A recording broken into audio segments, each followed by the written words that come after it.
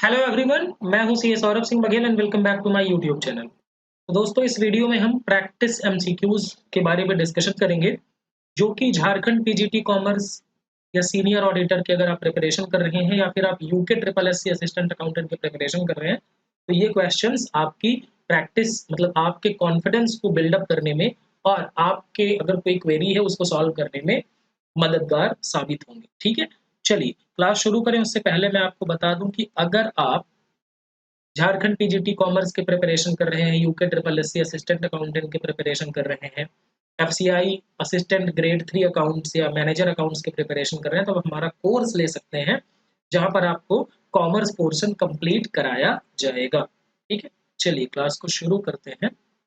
पहला क्वेश्चन आपके स्क्रीन के ऊपर है। If initial investment is ₹2 lakh and annual cash flow is 50,000 then pay back reciprocal will be. यदि प्रारंभिक निवेश 2 लाख रुपए है और वार्षिक नकदी प्रवाह 50,000 रुपए है, तो पे बैक व्युत्क्रमानुपाती है। देखो, एक आपने पढ़ा होगा कैपिटल बजटिंग में पे बैक पीरियड। पे बैक पीरियड क्या बताता है कि कितने टाइम पे आपका पैसा वापस आ जाएगा। इनिशियल इन्वेस्टमेंट जो आपका है यानी पे बैक पीरियड, इसका फॉर्मूला क्या होता है? इनिशियल इन्वेस्टमेंट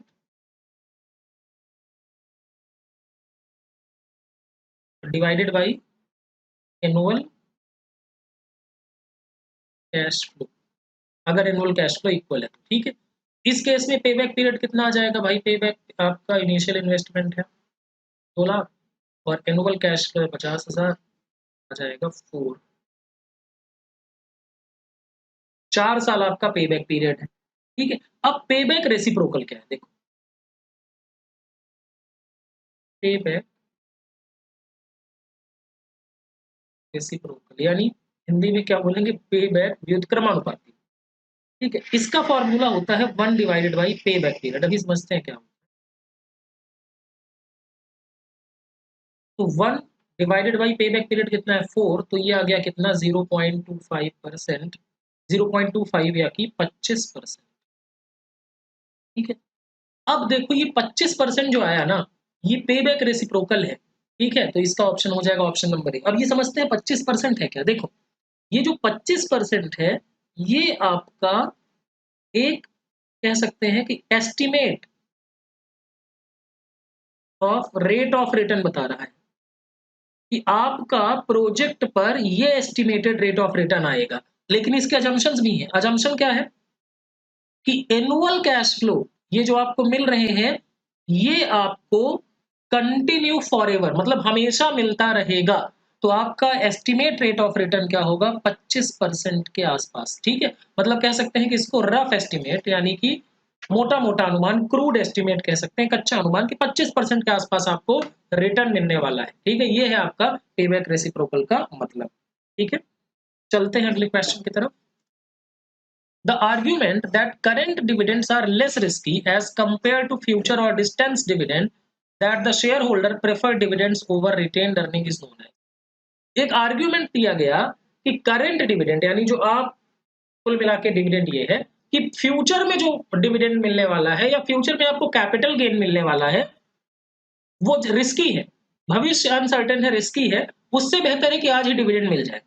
तो इस आर्ग्यूमेंट को क्या बोला गया? Interim dividend argument, bird in hand argument, eggs in basket argument या fish in the net argument, क्या बोला गया? तो इसका सही जवाब है बर्ड इन हैंड आर्ग्यूमेंट। ठीक है,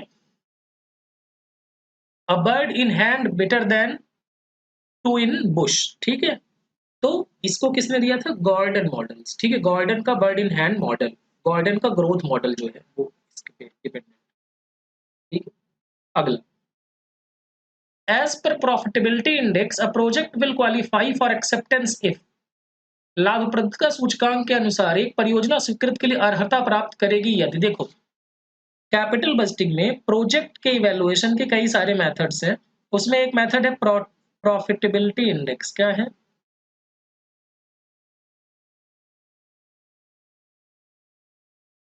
तो अगर उस केस में प्रॉफिटेबिलिटी इंडेक्स 1 से अधिक होता है तो हम प्रोजेक्ट को क्या करते हैं? एक्सेप्ट करते हैं। ठीक है, 1 से कम या 1 के बराबर रहने पे हम क्या कर देंगे, रिजेक्ट। ठीक है, तो इसका सही जवाब क्या हो जाएगा, PI is greater than capital budgeting. ठीक है, अगला, the portion of raw material which is lost during the storage और प्रोडक्शन एंड डिस्कार्डेड इज। अब ये है आपका मटेरियल कॉस्टिंग वाले चैप्टर से, मैं आपको चैप्टर भी बताता रहूंगा ताकि आपको रिवीजन करना है तो आप वहां से देख सकते हैं। ठीक, स्क्रैप, स्पॉइलेज, वेस्ट, डिफेक्टिव्स। ठीक है, अब ये एक जैसे ही लगते हैं लेकिन इनमें अंतर है। और ये जो क्वेश्चन था ना, ये यूपीएससी का एक एग्जाम होता है असिस्टेंट डायरेक्टर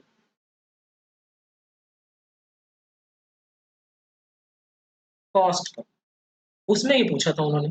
ठीक है, मतलब ये एक अलग डिपार्टमेंट होता है, ये सिविल सर्विस वाला नहीं, अलग डिपार्टमेंट होता है असिस्टेंट डायरेक्टर कॉस्ट का, उसके लिए। तो देखो, स्क्रैप,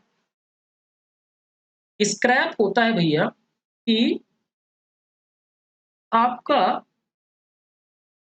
प्रोडक्शन प्रोसेस के टाइम पे डिस्कार्ड होगा और उसको डिस्पोज ऑफ करेंगे, और इसकी इनसिग्निफिकेंट वैल्यू होगी, मतलब कि इसकी इनसिग्निफिकेंट हो सकता है, प्रोडक्ट 1000 का हो तो ये 10 रुपए में बिके। स्पॉइलेज क्या है, स्पॉइलेज होता है badly damaged material.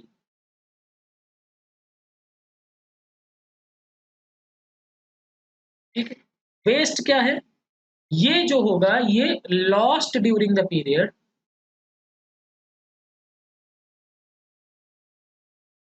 And discarded. और डिफेक्टिव क्या है, मतलब बिलो स्टैंडर्ड आउटपुट, जो आपका आउटपुट आया वो बिलो स्टैंडर्ड। अब समझिएगा, स्क्रैप, ठीक है, फर्नीचर जब बनाते हैं तो वो लकड़ी का डस्ट निकलता रहता है ना, फर्नीचर की जो जहाँ पे मतलब आपकी वुड की कटिंग वगैरह होती है वो डस्ट वगैरह निकलता है, उसका जो फर्नीचर मतलब वुड डस्ट जो होता है उसको भी बेच दिया जाता है, उसकी भी थोड़ी वैल्यू होती है, उसको बोलते हैं स्क्रैप। स्पॉइलेज का मतलब है क्या, कि आप कोई मटेरियल बना रहे थे उसमें से कुछ चीजें खराब हो गई, बैडली डैमेज्ड हो गई। ठीक है, मटेरियल था उसमें खराब हो गया। वेस्ट क्या होगा, देखो वेस्ट समझ लो, वेस्ट ऐसा होगा जिसकी कोई भी वैल्यू नहीं होगी, इसकी इनसिग्निफिकेंट वैल्यू होगी, इसकी नो वैल्यू।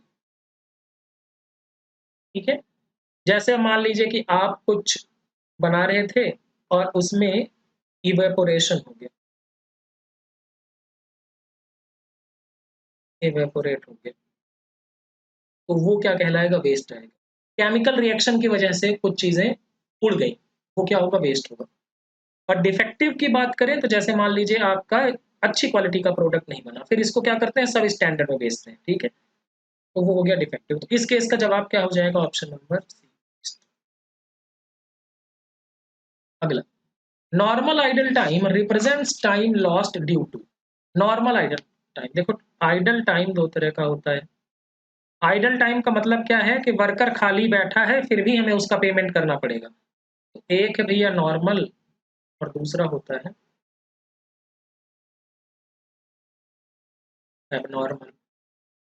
नॉर्मल का मतलब है कि भैया जैसे मशीन एक बार प्रोडक्शन हो गया, आप मशीन सेट कर रहे हैं, मशीन साफ कर रहे हैं, तो उससे जो खर्चा मतलब उसकी वजह से वर्कर 15 मिनट खाली बैठा रहा, उसको बोलेंगे नॉर्मल। तो setting up of machine normal होगा। अब नॉर्मल देखो, नॉर्मल आइडल टाइम को आप हटा नहीं सकते, नॉर्मल आइडल टाइम आ जाएगा, जैसे वर्कर गेट पे आया और गेट से उसको मशीन तक जाने में 10 मिनट लग गए, तो वो नॉर्मल आइडल टाइम है। अब नॉर्मल आइडल टाइम जिसको आप क्या कर सकते हैं, रिमूव कर सकते हैं, जैसे break down of machine, machine अगर आप अच्छे से रिपेयर करेंगे तो ब्रेक डाउन नहीं होगा।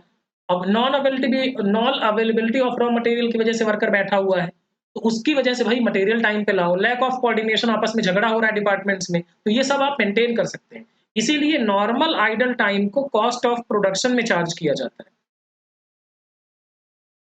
और एबनॉर्मल को कहां भेजा जाता है, costing profit and loss account. ठीक है, ये कहां से था आपका, ये था आपका लेबर कॉस्टिंग से chapter.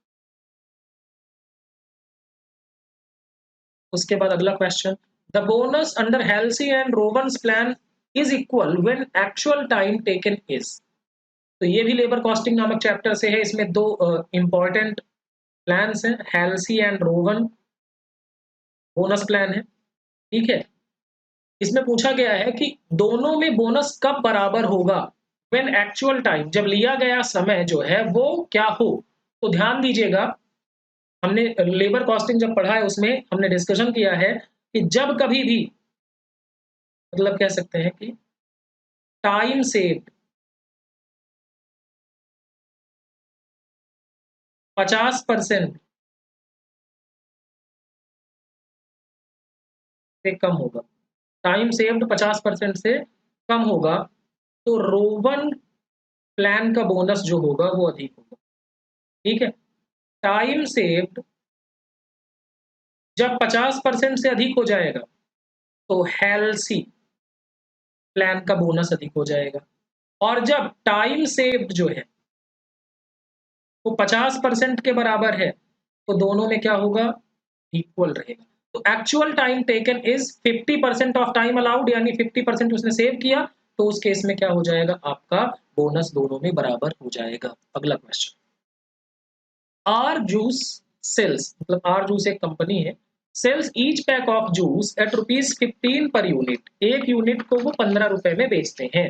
In a period if it produces and sells 8,000 units, it's incur loss of ₹5 per unit. हो क्या रहा है कि वो एक पीरियड में 8,000 यूनिट बेचते हैं, कितने रुपए में, 15 रुपए में, तो कितना सेल हुआ भाई, 15 अट्ठे 120, 1,20,000। जब 1,20,000 रुपए का सेल होता है ना, तो उनको लॉस होता है 5 रुपए पर यूनिट का। तो ये सेल वैल्यू हो गया, और लॉस, लॉस कितना हो रहा है, 8,000 पर 5 रुपए पर यूनिट का, यानी कि 40,000 रुपए का उनको लॉस हो रहा है। तो ये कितना हो गया भाई, 1,60,000 रुपए कॉस्ट होगी। भाई देखो, अगर 1,20,000 का बेचने पर 40,000 का लॉस हो रहा है तो कॉस्ट 1,60,000 होगी, ठीक बात, समझ में आ गया। If volume is raised to 20,000 units, it earns profit of ₹4 per unit, break even point of R juices will be. फिर उन्होंने क्या किया, वॉल्यूम बढ़ा दिया, सेल बढ़ा दिया, 20,000 यूनिट कर दिया, रेट वही है 15 रुपए पे, तो कितनी सेल हो रही है, 3,00,000 रुपए की सेल हो रही है, अच्छी बात है। और इस केस में उनको प्रॉफिट हो रहा है कितने का, 4 रुपए पर यूनिट, तो 20,000 पर 4 रुपए पर यूनिट, यानी 80,000 का प्रॉफिट हो रहा है। तो हम पूछेंगे कॉस्ट बताओ, तो भाई सेल माइनस प्रॉफिट करेंगे तो कॉस्ट आएगा 2,20,000 रुपए, ये आ गई आपकी कॉस्ट। ठीक है, ध्यान से देखिएगा, 3,00,000 का बेचकर 80 का प्रॉफिट हो रहा है, तो 2,20,000 रुपए कॉस्ट होगी, ये बात भी समझ में आ गई। ठीक है, तो sale plus loss equal to क्या आएगा, कॉस्ट आएगा, और sale minus profit equal to cost आएगा। ठीक है, अब ये पूछ क्या रहे हैं, ब्रेक इवन पॉइंट क्या होगा। ठीक है, तो चलिए यहाँ पे हम कैलकुलेट करते हैं। तो सबसे पहले क्या कर लेते हैं, हम variable cost per unit calculate कर लेते हैं, वेरिएबल कॉस्ट पर यूनिट। ठीक है, तो change in cost divided by change in output, यहाँ पर लिखते हैं कितना, 2,20,000 हो गया, 1,60,000 से बढ़ के, तो 60,000 कॉस्ट बदला, और आउटपुट में कितना चेंज आया, 8,000 से बढ़ के 20,000 हो गया, तो यानी ये 12,000 रुपए का चेंज। तो वेरिएबल कॉस्ट कितना आ गया, 5 रुपए पर यूनिट, कितना आ गया, 5 रुपए पर यूनिट। तो फिक्स्ड कॉस्ट कितना आ जाएगा भाई, fixed cost equal to total cost minus variable cost. तो टोटल कॉस्ट ले लेते हैं हमें यहाँ पर 8,000 यूनिट पे, टोटल कॉस्ट कितना है, 1,60,000, 1,60,000। इसमें वेरिएबल कॉस्ट कितना है, वेरिएबल कॉस्ट है 5 रुपए, और यूनिट कितनी है, 8 यूनिट, 8,000 यूनिट्स, तो ये कितना हो गया, 40,000। तो ये फिक्स्ड कॉस्ट कितना आ गया, 1,20,000, कितना आ गया, 1,20,000 रुपए, ये आ गया आपका फिक्स्ड कॉस्ट। ठीक है, अब एक बात बताओ, चलो इसको हटा देता हूं मैं, आप इसको स्क्रीनशॉट ले लीजिएगा।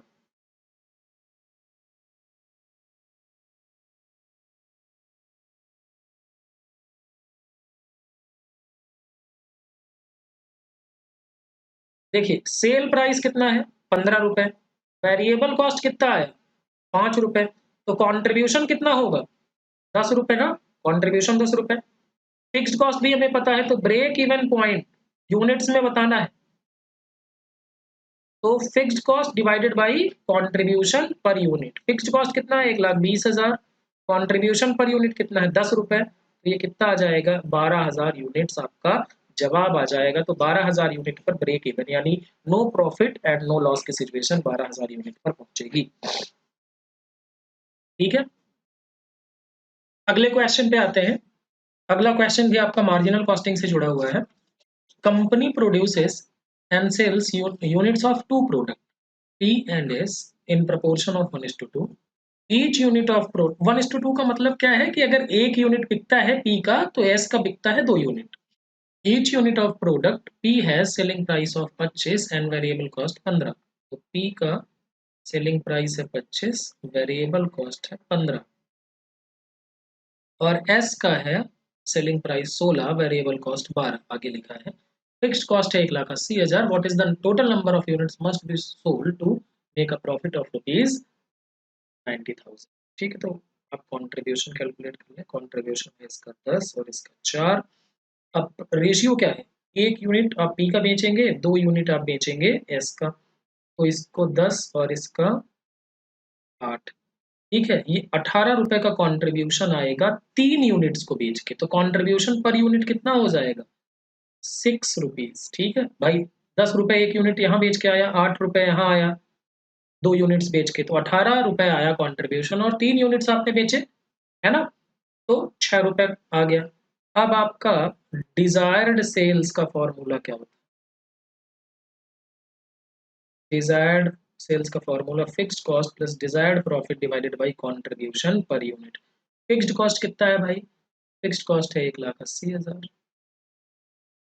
90,000 है आपका डिजायर्ड प्रॉफिट और कंट्रीब्यूशन पर 6, 2,70,000 डिवाइडेड बाई 6 रुपए। तो ये कितना होगा आपका 6 चौको 24, 45, यानी टोटल आपको बेचनी पड़ेगी 45,000 यूनिट्स। तो ऑप्शन नंबर बी हो जाएगा सही जवाब। अब ध्यान दीजिएगा 45,000 अगर ये थोड़ा आगे जाके पूछें कि बताओ पी का कितना बेचोगे और एस का कितना बेचोगे, तो 45,000 में 1:3 पी का यानी 15,000 यूनिट्स पी की बिकेंगी और 45,000 का 2:3 ये बिकेगा किसका एस का बिकेगा, यानी 30,000 यूनिट आपकी एस की बेची जाएंगी। ठीक है, अब आप क्रॉस चेक भी कर सकते हैं। कैसे चेक करोगे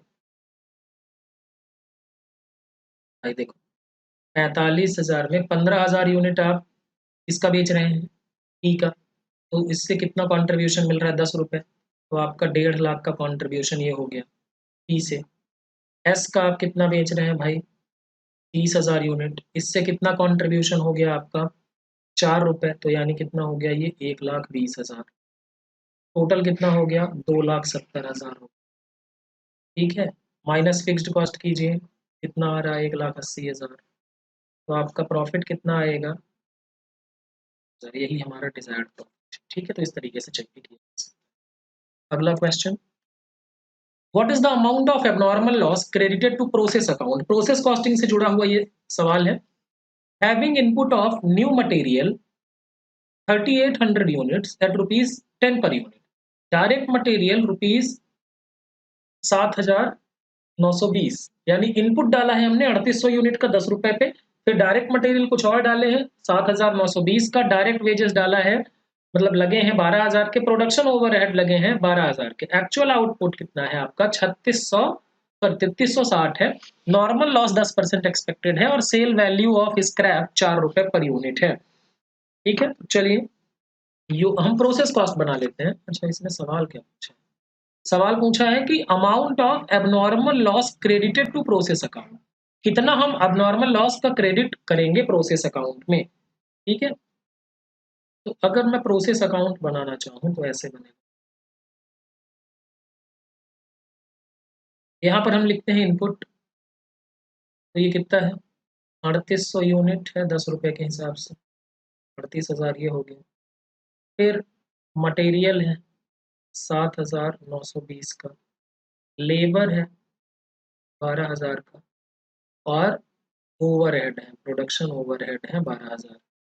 ठीक है, नॉर्मल लॉस 10% है, तो नॉर्मल लॉस को तो भैया उससे क्या करते हैं, कॉस्ट ऑफ प्रोडक्शन की वैल्यू कम करते हैं। नॉर्मल लॉस कितना है, 10%, तो 3800 का 10% 380 होगा, और उसकी स्क्रैप वैल्यू कितनी है, 4 रुपए पर यूनिट, तो ये 1520 रुपए हो गया। ठीक है, अब देखो वैल्यू पर यूनिट हमें कैलकुलेट करना होता है, वैल्यू पर यूनिट, तो इसका फॉर्मूला क्या होता है, टोटल प्रोसेस कॉस्ट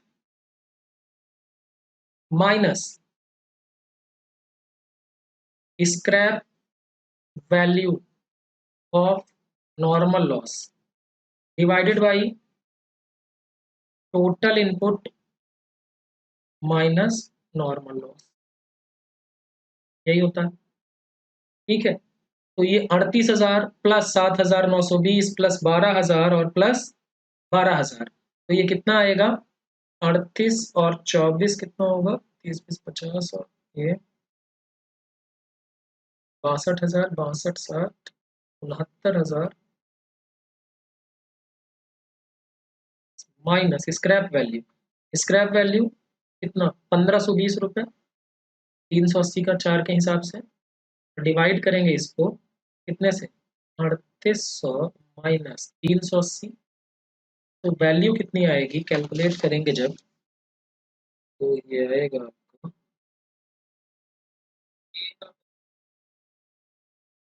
तो इस पे क्या होगा, 69920 माइनस 1520, डिवाइड मतलब डिवाइड करेंगे 68,400 आएगा, और डिवाइड करेंगे इससे किससे, 3420 से, तो ये आ रहा है आपका 20 rupees per unit, value of. ठीक, अब इसमें अब नॉर्मल लॉस कितना होगा, देखो अब नॉर्मल लॉस कितना है, आउटपुट एक्सपेक्टेड आउटपुट कितना था, 3800 में नॉर्मल लॉस 10% घटाने के बाद हम कितना एक्सपेक्ट कर रहे थे कि 3420 का हमें क्या मिलेगा, आउटपुट मिलेगा, लेकिन एक्चुअल आउटपुट कितना है, एक्चुअल आउटपुट जो है वो है आपका, यहाँ पर देखें 3360, तो 60 यूनिट का आपको क्या हो गया, एबनॉर्मल लॉस। ठीक है, इसको कहाँ प्रोसेस अकाउंट में क्रेडिट करेंगे, क्या लिखेंगे भाई, एबनॉर्मल लॉस 60 गुणे 20, ये कितना आ गया आपका 1200 यूनिट, 1200 रुपये, और बाकी जो बचेगा ये चला जाएगा अगले प्रोसेस में, कितना 3360 गुणे 67। ठीक है, तो सवाल जो पूछा गया है कि अब नॉर्मल लॉस को कितने अमाउंट से क्रेडिट करोगे प्रोसेस अकाउंट में, तो ऑप्शन नंबर बी हो जाएगा 1200।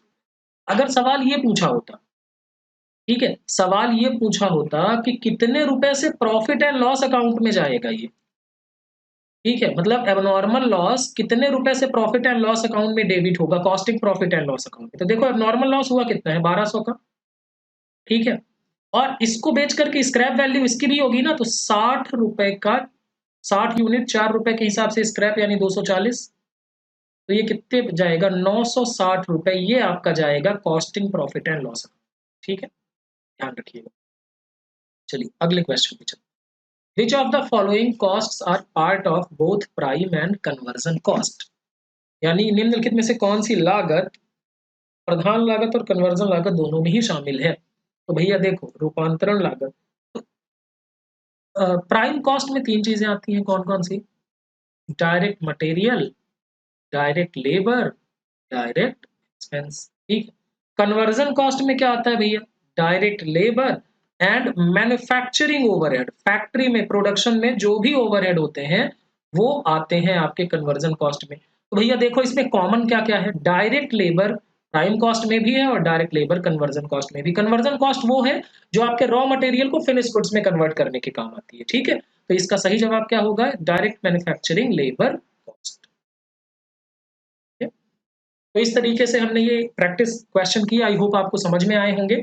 आगे हम और प्रैक्टिस क्वेश्चंस के वीडियो आपके लिए अपलोड करते रहेंगे, तो आप इन चैप्टर्स को अच्छे से कवर करते रहें, और अगर कोर्स लेना है तो ऐप डाउनलोड कर लें, लिंक डिस्क्रिप्शन पे है और वहां से जाके कोर्स को एनरोल कर सकते हैं। Thank you.